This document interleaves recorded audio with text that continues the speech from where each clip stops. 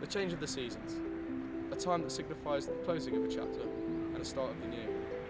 However, I've often found this transition can be challenging for myself and the people around me, especially in the winter months, the winter blues.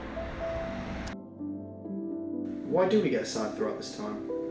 Well, it turns out there may be an answer to this enigma: seasonal adjustment disorder. According to Health Watch, 1 in 20 people in the UK are affected by this. However, this strikes me as an issue that affects us all as individuals. We talked to the different demographics in the city of Brighton to understand who this affects and why, and how people cope in these dark months. I associate summer with enjoyment, happiness, busyness, and sunshine.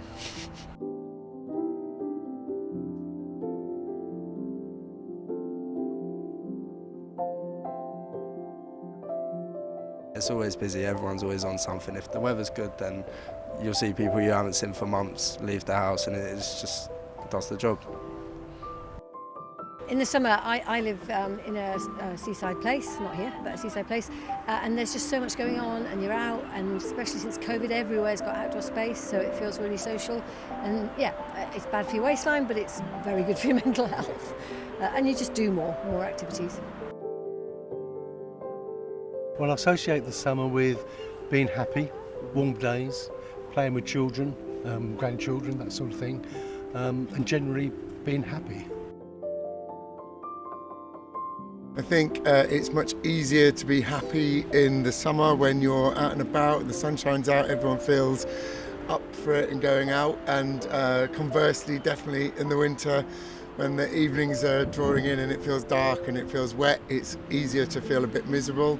One of the reasons I love living by the sea actually is because you see the impact that the weather and the sea has every day, and I think it can be a bit of a leveller for that.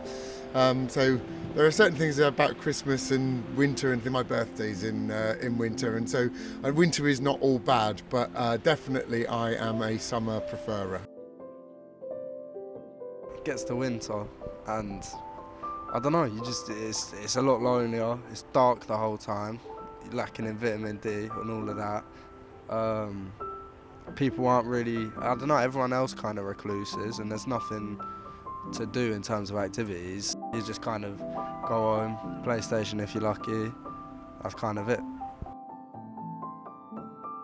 I actually have a sad lamp because I find in the winter I just can't get up and I feel much worse, and it affects everything about the way I act. So by having the sad lamp, it means I get up, I go to the gym, whereas without it, it's changes my mood and everything.